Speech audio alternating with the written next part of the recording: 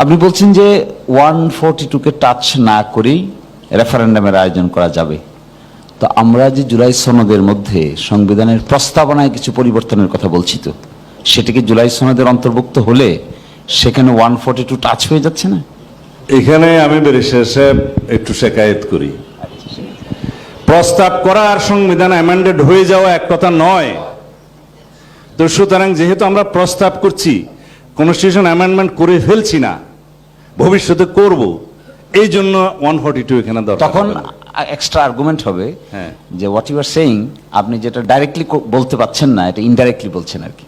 মানে যে কথা আপনি সরাসরি কেন এই রেফারেন্ডামের আশ্রয় নিচ্ছেন, সংবিধানে কতগুলো পরিবর্তন করার জন্যই।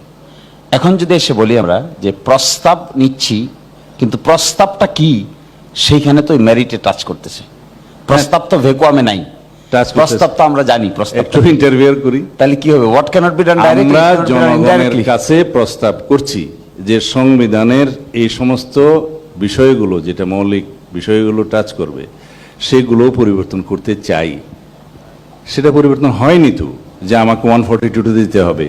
জনগণ যখন এটার পক্ষে রায় দিবে যে আমরা এটা পরিবর্তন করব, সেটা কি পরিবর্তন করব ওই সমস্ত আর্টিকেলগুলো, তখন তো আমাকে আবার একটা রেফারেন্ডামে যেতে হবে 142 অনুসারে। আমি তো সেটা বলেই দিয়েছি আগে।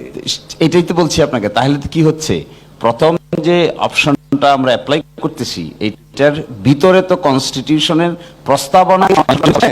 আচ্ছা, আমি একটু তাহলে 142 অ্যাভয়েড করব কি করে? না, 142 তারপরে আবার হবে। শিশির মানে যখন কনস্টিটিউশনটা আমরা অ্যামেন্ডমেন্ট করে ফেলবো, তখন তো 142-তে যেতেই হবে, সেই লেজিটিমেসিটা ওখানে আসবে। এখন আমরা করছি প্রস্তাব, প্রস্তাবের জন্য একটা গণভোট হচ্ছে। গণভোটে জনগণ বলবে যে হ্যাঁ আপনারা এটা করবেন, করার পরে আমাকে আবার 142 অ্যাপ্লাই করতে হবে, বিকজ প্রিয়াম্বল সহ অন্যান্য আর্টিকেলগুলোর ক্ষেত্রে আমরা হাত দিচ্ছি। আচ্ছা, সেক্ষেত্রে আমি একটু ইন্টারজেক্ট করতে বাধ্য হচ্ছি টাইমের কারণে আর কি। আপনি ইন্টারফেয়ার করবেন না, এটা সলিউশন করেন। কি এই বিষয় সলিউশন তো আমি একা করতে না, না, এই যে জন্য আর কি একটু স্পেয়ার করেন।